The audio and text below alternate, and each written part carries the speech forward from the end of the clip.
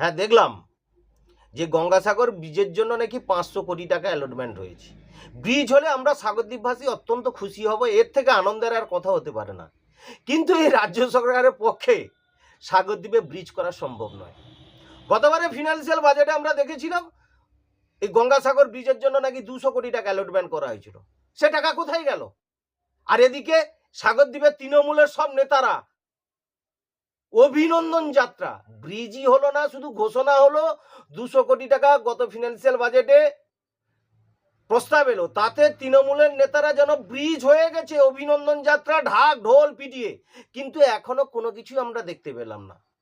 কে tender পেয়েছে, কবে tender ডাকা হলো, লোয়েস্ট বিটার কারা, আবার 500 কোটি টাকা অ্যালটমেন্ট। এই কাগজে কলমে শুধু অ্যালটমেন্ট হবে। এই রাজ্য সরকারের পক্ষে ব্রিজ করা সম্ভব নয়, কারণ তার কোষাগার তো জিরো। আর এটা একটা বাজেট হয়েছে পুরো ভাঁওতামি বাজেট, লোক দেখানো, লোককে ধোকাবাজি দেওয়ার জন্য কাগজে কলমে বাজেট। ডিএ কোথায়? কেন্দ্রীয় হারে ডিএ দেবে বলছিল, ডবল ডবল চাকরি কোথায়?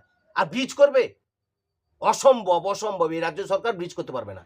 আর ব্রিজ হলে সব থেকে বেশি খুশি হব, এই সাগরদ্বীপের মানুষ সবচেয়ে বেশি খুশি হবে। কিন্তু টোটালটাই মমতা ব্যানার্জি পুরোটাই ভাঁওতামি দেখাচ্ছে, সাগরদ্বীপের মানুষকে বোকা বানানোর চেষ্টা করছে।